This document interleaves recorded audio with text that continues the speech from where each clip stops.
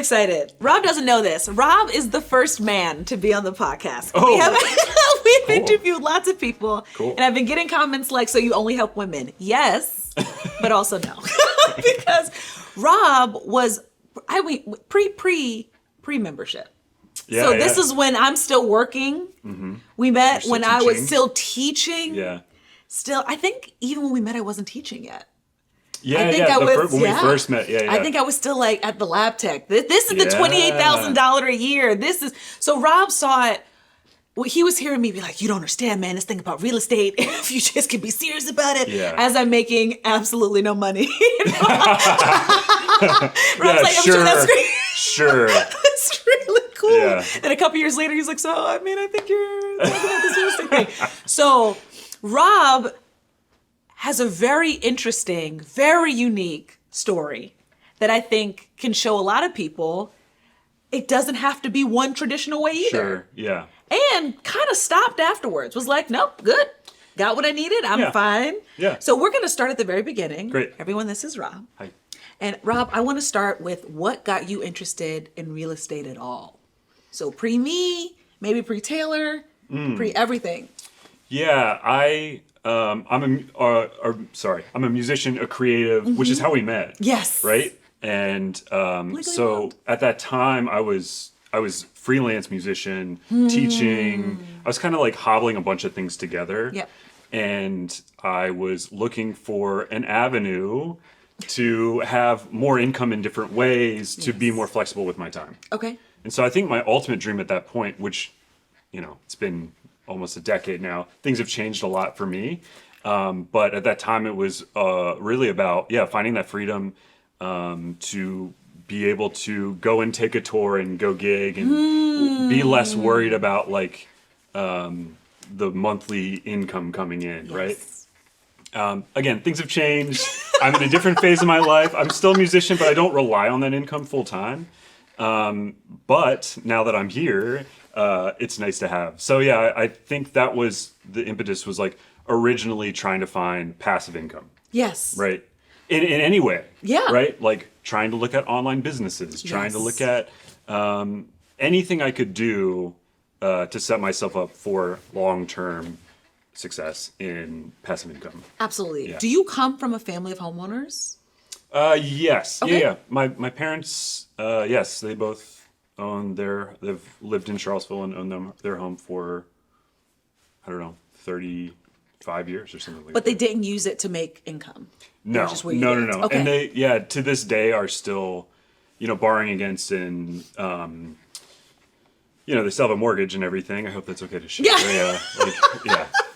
And they're going into retirement. Yes. And I don't want to do that. Yes, that's absolutely. not something I want. I know that I don't want that. I think they're going to be fine, and they've set themselves up in other ways to be stable.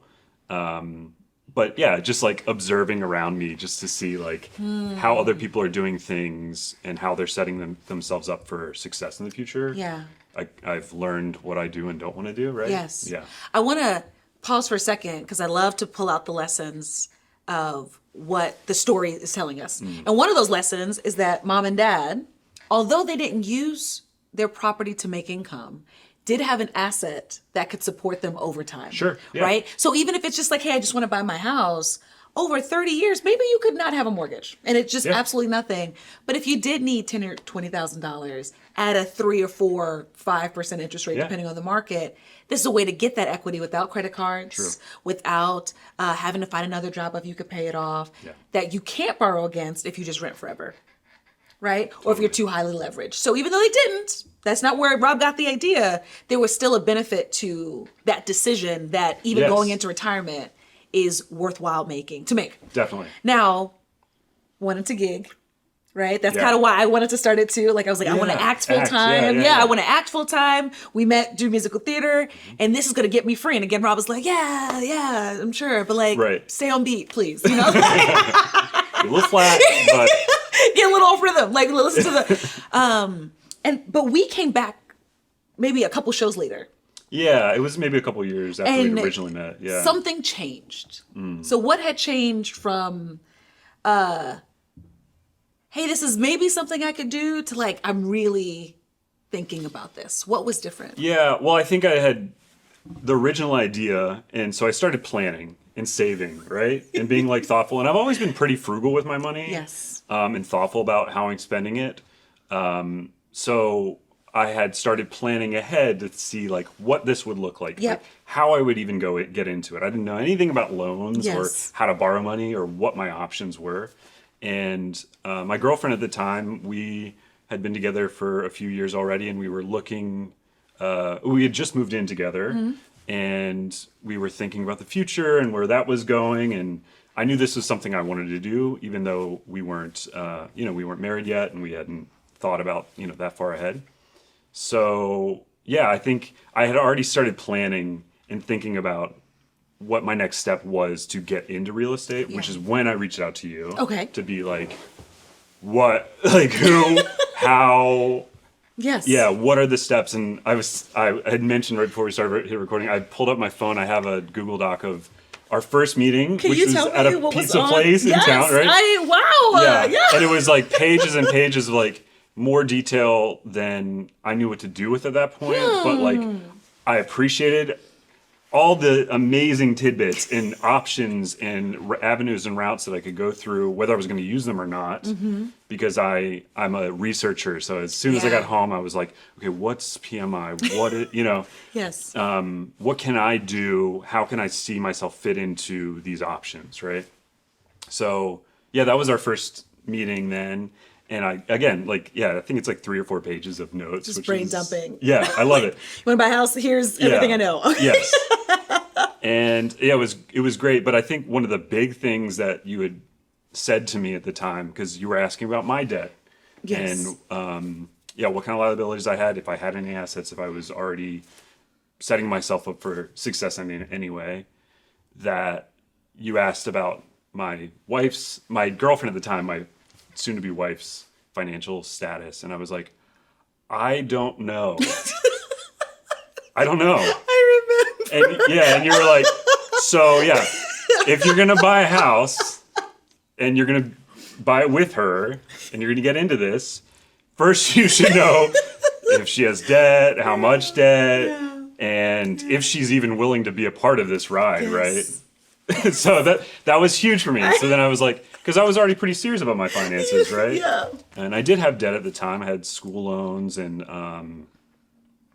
and so I went home and I felt like, looking back on it, it wasn't that serious, but at the moment it felt like a really serious conversation. We sat down. Her mom happened to be like in the house with us at the same time, so it was like a really heated like, okay, but how much debt do you have? And like, okay, I guess we're gonna have to, bite the bullet and like beans and rice, and ultimately it wasn't astronomical, but I was very serious at that point about tackling that debt, which is my approach, right? I feel more comfortable in, especially before getting into something like this, just having less things to worry about, so I can focus on building up enough, back stock or I'm at a loss for I can't. Yeah, let's just like reserves. Absolutely. Absolutely.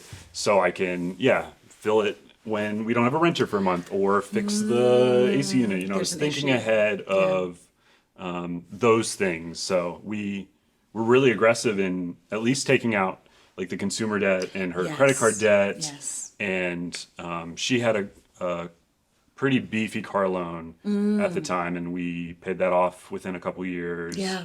And I'm going to pause right here Yes. because there's a lot to Great. Yes.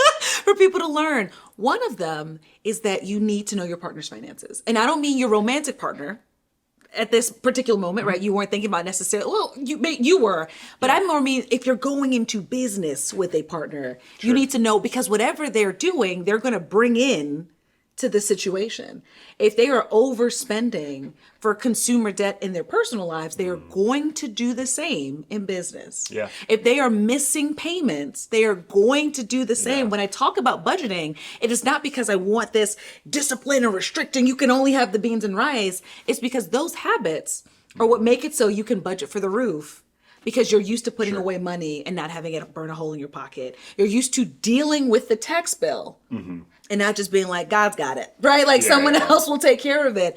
You handle your personal finances in a way that will come into the business. Yeah. Now, when we do then reveal something about romantic partners' finances, right?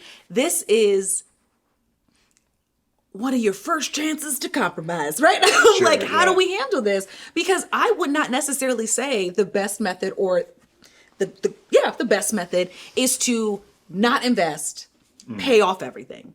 That is a method. Yeah. Right? But y'all got to be on the same page, Right. Because we don't want to necessarily have shame, or we don't necessarily want to have control over the other, like this feeling. But it's to say, well, what can we do to get this to work for both of us? Because if we do go into this together, Right. I do not feel comfortable having to handle the debt and Right. a toilet or no rent, because it's just too stressful. Right. But also, if you want to be a part of this, we might have to cut back on some of the Yeah. spending. We can find other ways to have fun. We can find Right. other ways Yeah. to enjoy without running that up. Yeah, and I don't. Yeah, I said beans and rice. I by no means did we go that far with Yes. it. You know, I think we were just more thoughtful about having a budget, like Yes. a written out budget. And my grandfather, I was talking to my parents about my grandfather recently, and apparently he was so frugal. He would write every single penny he would spend. Like they were walking down the street one day, and a homeless person, he gave him like 5 cents, and he pulled out the book, and he was like, 5 cents for a bum or something, you know, like something like ridiculous like that. Yeah. And I have a little bit of that. It's not that minute, but minutia. But like I built mine, I built hers, Yes. and then we have kind of like a shared budget sheet that's all in one, you know, Yes. Google Sheets, and we stay on top of that. We're a little looser than we were. That's right. Because we can be That's now. right. Come on. Right? Yep. But at that time, just looking at it and knowing what was coming in and out and knowing what to expect with the tax bills, with Yes. at that time before we even got into real estate was like the car taxes and Yes. right. Instead of like avoiding looking at the bank account, right? Just hoping it works. Like Yeah, it's like yeah. Russian roulette every time you give the card. Yeah. And you might not have been talking about beans and rice. I was. When I learned about my husband's debt, I said, baked chicken it is. We're Yeah. really into chicken legs because that is 89 cents a pound on Walmart when the meat's kind of going bad, right? Like if we could just eat it tonight, we're good. And he had to be like, I think maybe we have to yeah. Funny pull it back a medium. little. Yeah, It yeah. has to be something between Yeah. eating out all the time and eating slightly rancid meat. Right. So now that you guys are so in this story, so wait, Yeah. how far along are we in this storyline? I'm trying to figure out Yeah. timeline wise. So do you remember the year? That was probably around 2016, maybe. Okay. Actually, I think this document, it says 2017. Okay. Yeah. So about 2017, Yeah. you guys started budgeting. Thinking about it, and I was at that point, I was looking outside. You know, I was just looking at properties, looking at things, Yes. see what I could and couldn't What were you afford. looking at? Well, I think at the time, social media was like, find a duplex, live in one, rent the other one. That's right. Live for free. House Right. hack. Yep. And I was like, house hacking sounds amazing. I would right. love to do that. But where I lived at the time, where we live, at the time, duplexes were out of my price range. That's right. Even with some of the more affordable loans, lower down payment loans. Yes. So I was like, okay, so I don't think I can do this, but I was looking at cheaper, smaller one bedroom, and not even like necessarily in the city, but just in the surrounding area, because we live in an area where some people commute in. There's a lot of transients. Yes. With, Yes. we have a university nearby, so. But yeah, I didn't eventually. There was things that I liked, right? Yes. I was interested in, but I never stuck on something. I tend to look and think and plan a lot, Yeah. and then make an attack. But it's a little bit drawn out of a process to like do that research. But then soon after, and I think around like the first meeting I had with you, we had another one with Taylor, maybe. Yes. Yes. Okay. Yeah. So yeah, we had an initial meeting, just you and I, and then I brought in my fiance at the time, Taylor, to talk about an opportunity that we had. Yes. That her family were homeowners, but were also they had rental properties. Yep. I didn't know this when I first met her, right? Like they live in rural, south of here, rural Virginia, and it's beautiful, beautiful part of the county. And yeah, her dad and that family's lived there for like, I don't know, like 150 years. Yeah. They've been really established in this area. And yeah, they own their home. He built his own home. They own this land. He did all the work himself, cleared the land, hand built his house, Yeah. and then started buying some of the other neighboring houses on our street. Yes. And again, where we live, it's not in town here, and Yeah. so things were a lot more affordable down there.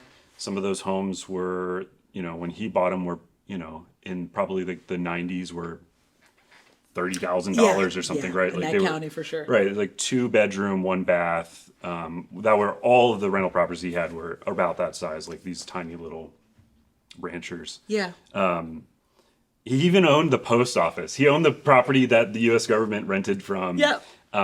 Just to have some ownership of the town we live in, I guess, or something. Yeah. So unfortunately, he passed away around that time, and Taylor's mom didn't want to be a landlord. Yeah. And she knew she didn't want to be a landlord. And Yes. so she knew that she needed to get rid of those fairly quickly, too, so she didn't take on the burden of The responsibility. the responsibility and the taxes and dealing with people and Yep. all of that. So, yeah, we were in talks with her about taking this on because it was already something I'd been thinking about, Yes. right? Something I was already interested in. And it was a great opportunity because it was a home I could afford, Yes. right? And at the beginning, it was just one home, a 2-bed, 1-bath with an attic, unfinished attic, and unfinished basement.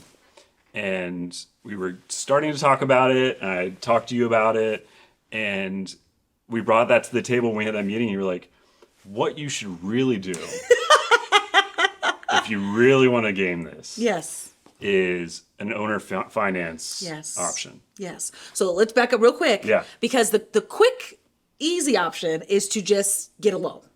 Sure. Right? To Which go is to the what I bank. was looking at. Yep. Yeah, Which is what you brought to Right. say like, hey, we can get a loan, we can get a lender, we have this interest rate, we can do this thing, and we can buy the house outright. But then you started talking about there's not just the one, Right. There was. and she kind of doesn't want any of them.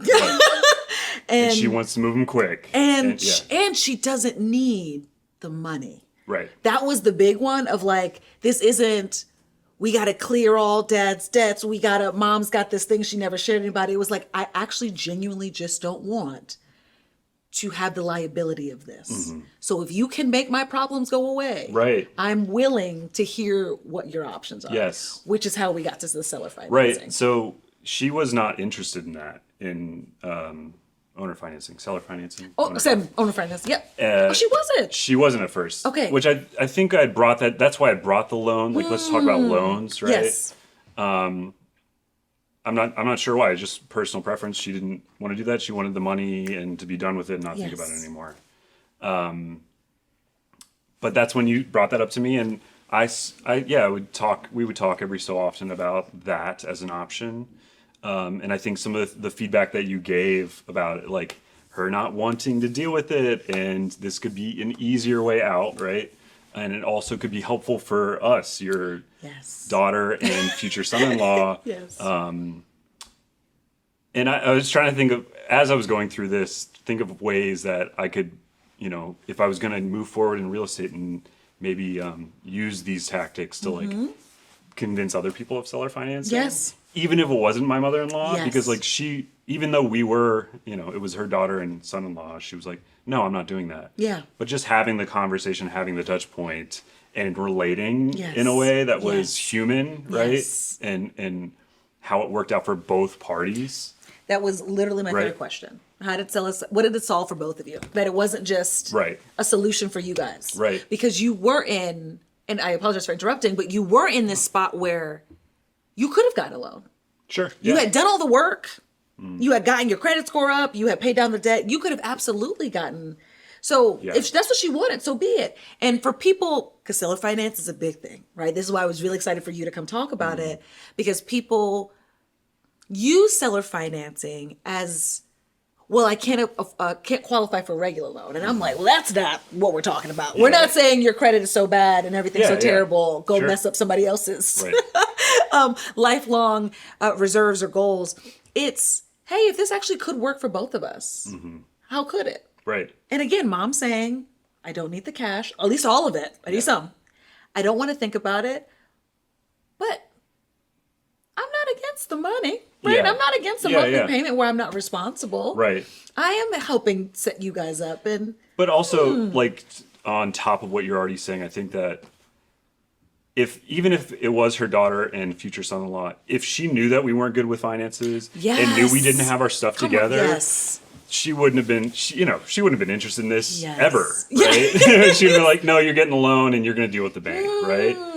Because, as much as she loves us, there's a reality to... Correct. They didn't happen upon 10 properties or whatever it was. Right. Oh, no, they built so over they know. decades, right? Yeah, and he owned his own business. He was a plumber, and she worked for him. So, like, she knew, somebody who had their stuff together would be more beneficial for both parties than somebody who didn't. It almost sounds like a gift that she was in the room that time when you asked her about, like, because it would have started then. She'd have been like, I'm watching you. Yeah, I didn't think about that. For 3 years. Yeah. Put my daughter first. Come on, Mom. Mom is watching this man say, I want to marry you. We got to get this together. We got to pay this off. We got to get So when you then come with this, I can see that there's a level of trust of watching you like attack this goal for so long. That's wonderful. Totally. What did it solve for you? So because we then had that option, she eventually came around, and she actually came to us when it was like, I was talking to our lawyer, and he recommended we do this thing called owner financing. I was like, tell me more about that, I'd love to learn. Yeah. What does that mean? And she was thinking about it, yes, again, for both parties, for her situation, the monthly income. Yes. For us, we were able to lock in at that time in 2019 the lowest rate possible, which I don't know if this is normal. You can correct me if I'm wrong, but like for owner financing, it's well below what banks offer at that time. Right. So I think our interest rate was the lowest it possibly could be, which is like 2.5% or something, right? And because of that, we were able to take on 2 properties. Again, the houses in that area pre-pandemic were affordable. So we had 2 houses for essentially the price of what one would cost here in town, right? And because of that low interest rate, we could afford it. And low taxes, low everything down there. And so then, and I think some of the conversation I had with you, and then doing my own research and looking at blogs and other podcasts and stuff, and thinking about what we could get for rent and what I would need to be saving. And I need to go back and look, because it's been so long since I've looked at some of this stuff, but there's like a cube grid where it's like income from rent and outcome and like things you need to be saving for, and like what the ideal amount for rent would be. That would be like a net positive, right? Yes. I'm butchering all of this. You're probably like, yeah, it's called this, but I don't know what you're saying it's right great. now. Yeah. No, it's great. So I was doing that planning, and between the mortgage and what we were already paying for rent, right? So I just kept that in. I kept what we were already paying for rent, Taylor and I, and set that aside for covering rent for when we didn't have a renter, and for when things break, for saving up for renovations and that kind of thing. So we still kept that, and then we were able to get enough rent to cover the mortgage. Wow. So we were house hacking at that point. Yes, you were. I didn't even think that was like an option because I was like, I can't afford the duplex in town, right? Yes. Gonna stop you really quickly. Yes, of course. Because there's 2 things here. Number 1 was to maintain the life you had been living, right? To intentionally say, hey, we're already used to the bill. Right. Just keep it the way it is. Yes. We are already used to it. There's no reason for us to pay less. So until we get the reserves we want, because we are taking on the ownership of someone else's home and a home that might need work, Sure. Yeah. Let us keep this up. The second was to rent or to buy a property below your rent. I think I say this a lot, right? People have a rent they're comfortable with, but rent is the max you'll pay, right? Where mortgage is the minimum. Right. So if you are going to buy a home, you can't match your rent. Like Right. that's No, no, not, no. because you will have to do something else. Totally. So just like you did, if I say you weren't paying $2,000, but if I was paying $2,000 in rent and I get a $1,400 mortgage, that extra $600 is my reserves for eventually something happening. Exactly. But if you were to find a mortgage at $2,000, if anything goes wrong, you just don't got it. No, Like it's not scary. there. Yeah. It's So scary. to intentionally be like, I'm going to build my reserves with what I'm already paying. We Right. don't feel a pinch. Right. I already made us eat rice and beans, right? I can't Right. continue like make us do Right. this for the rest of our lives. But if we're used to it, now we have the reserves to take care of the property. Right. That's fantastic. And I think over time, in the moment immediately, we could take that previous rent money and have fun, right, every month. You really could. But because we've been able to, over 5 years now, 5, 6, whatever, how long it's been, save enough to build up a slush fund for just the house. Yes. And that's separate from even our own emergency funds, right? on. That we can play with some of that money Now now, you right? can, We're yes. not using all of it. Yes. But we can have some Yes. fun, right? Or Yes. buy something, or invest in something else, right? Yes. So, it's like the immediate gratification just doesn't work, right? Yeah, Like yeah. the delayed gratification is hard at first, but it really pays off because like things will then snowball, right? And delayed, I don't know if you feel the same. It never feels as long as it looks No. on paper. Like you No, can't even yeah. remember. You're like 3 or 5, Right. 7, right? And Yeah. we all lost a few years for COVID.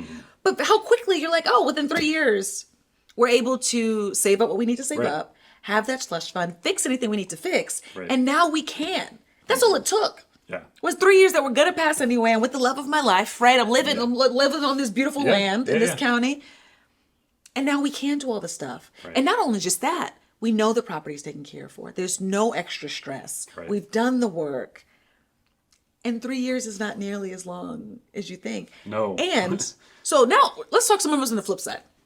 If you wanted to sell this property, would you make a profit? Oh, yeah. I don't know. Yeah. Yeah, just What- one of them. Let Oh, alone 100%. We could sell one of them and still make a good amount of profit. Now, if you sell both, we'd have all of this money because you made this decision, even then, Right. even if it was for a couple years, because you locked in your seller financing for a period of time. Right. If you wanted to rent them both out. Again, mom's happy, you're happy, everybody's happy. Yeah. Why did you stop pursuing more properties? Well, I started. It was around COVID, right? So we acquired this property and kind of put our head down on just like solidifying ourselves in Yes. feeling comfortable with our own emergency She funds. was still teaching them too, right? She was still teaching Yeah, at that point, golly. and so not making a ton of money. But just stressed because And she was stressed, teaching yeah. little babies in Yeah. COVID. It was very It stressful. was very hard. Things were a little crazy at that point. And I started investing in just index funds and just putting heavy money, not heavy, but for me at that time, Yeah. more money into that. Yes. And I felt more comfortable about that because the next 5 years were pretty good. Well, yeah. Right?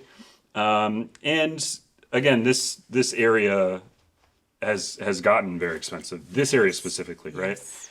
And I know a lot of places in this country are a lot more expensive, and I think there are deals out there, but I was okay with just having one tenant. Oh, yeah. And that was fine. And she's a great. Had the same tenant this whole time, which has been amazing, Amazing. right? And she is great, and it's not overly stressful. But I was already doing so much with my work, and I was still playing music, Yes. and I was serving on boards and doing other things that I was like, if I take on more, then I'm gonna have to start hiring more people. Yes. And for me at that time, I was like, maybe I'll just hold off and maybe I'll revisit in the future, Yes. because I have this knowledge now of options, Yes. all these options that I need to still go back and read the notes and try to. You're gonna have to send me those notes I will. to know. I will. Yeah. We can put on, and this is what I want people to see as well, because it's really easy to look at me and be like, well, you went to 50, and it's like, yeah, and that's one path that is absolutely a 100%. thing. Yeah. But one path is also, I now get to do all of the things I dreamed about when I made the first conversation. Right. When I sat down and like, I want a tour. Because you like barely do this professionally, right? He like barely does any of this. I'll link all this stuff below, right? I want a tour. Yeah. There are creative avenues of my life I want to pursue. Do I want a job? Do I not want a job? Remember those conversations where you're like, I think actually I can just figure it out. I can try because I have solidified this part of my life. Yeah. Yes. I think that also just like taking a step in a direction and being thoughtful and being confident and working hard is the majority of it in life, right? Yeah. And that like I'm making a commitment to this, and then the universe is kind of like, great, so I'm just going to move you this way a little bit, and now I'm over here, right? Yeah. I might still move back that way at some point, right? Yes. And then in that case, my situation might change, and I might go buy 50 properties, right? But it ticks off the boxes that I need. Yes. And at the same time is growing my wealth, right? And setting me up for early retirement, right? Absolutely. Or more freedom down the road. Like if I wanted to leave a full-time job, yes, I could do that. You have that option. Right, because I'm not committed to, in our case, a mortgage payment, a giant mortgage payment every month, right? And another part about Rob's story that I find both inspiring and just like so refreshing is the authentic desire, or the desire was authentic. It didn't change. I feel like I have a lot of people who are telling me they want one thing and then they get it and that's still not satisfying. Because in reality, that's not what they wanted. Rob said fully, I just want some freedom. Yeah. So when he was given the opportunity, he wasn't like, oh, this is too small, or this is too far, or it's too much land. He was like, oh, do the numbers work to give me the thing I say I want? And then when I got it, am I happy and joyful and excited for life? Yeah. Yes. All of those things work. Truly a check. Yeah. Instead of, this is still, I don't really like the kitchen, and the drive is too much, and I can't do. I don't have enough energy to live that way. I know a lot of people do.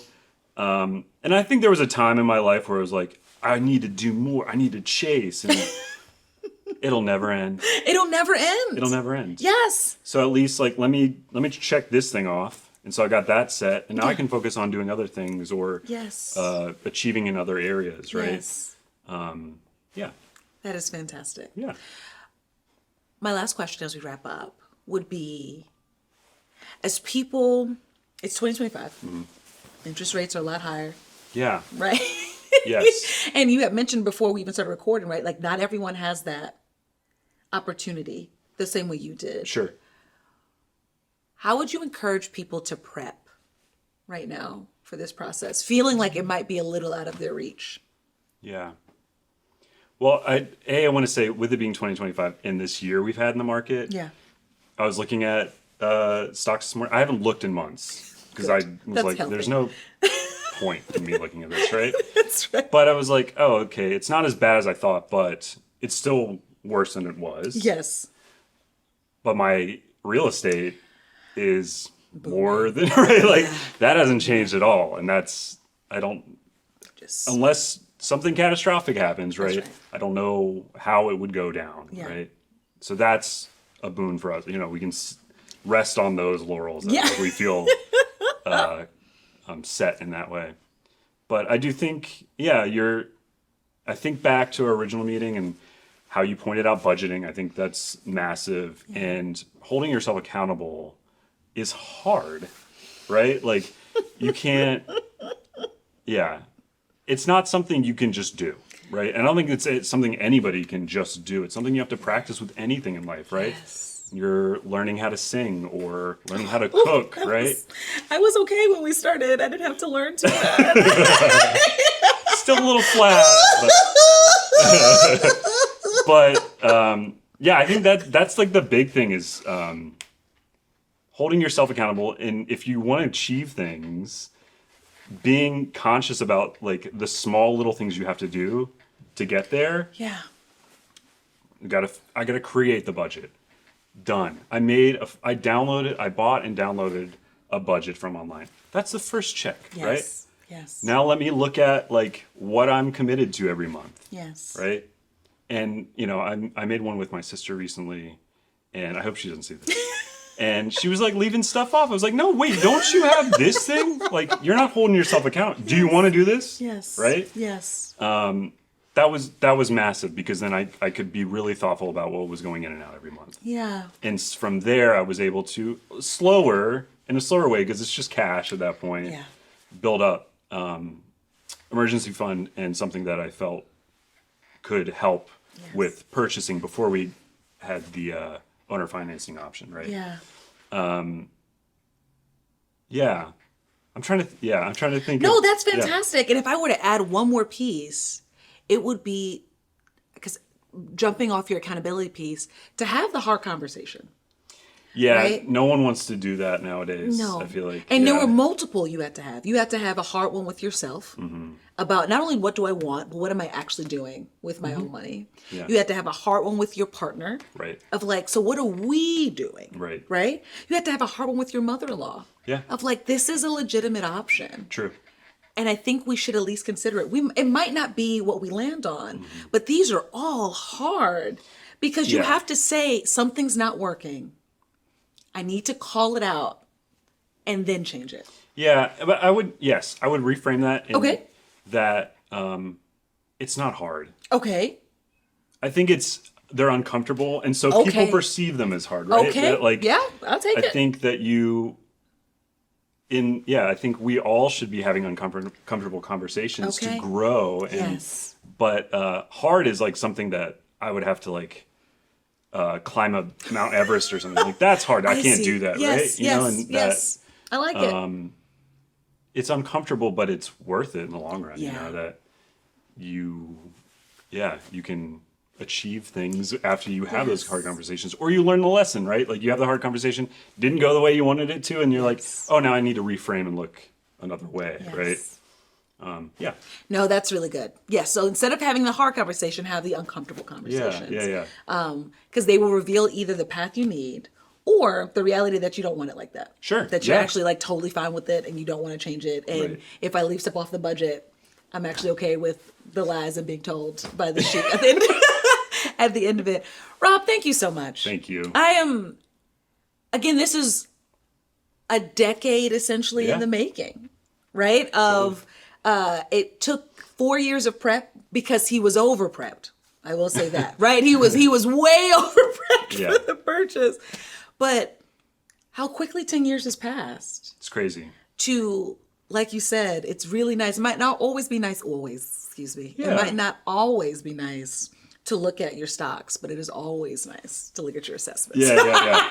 It is always pleasant to look at that appraisal and be like, oh, okay, Totally, that was a good decision. Yeah. I'm doing all right.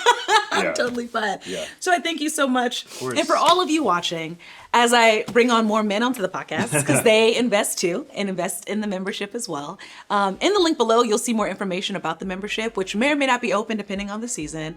But if you want to also be in this chair, right? If you want to also be talking about what you did in a couple of years, consider investing in the membership and or watching the other resources. If you're not at that point yet, where you're like, hey, I'm trying to buy a full investment property, the conversations we had are the conversations in the videos.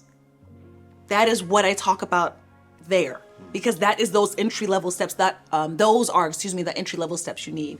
So again, thank you. Thank you. I'm Deanna McDonald with Simple Real Estate, and not Rob, I will see you in the next video.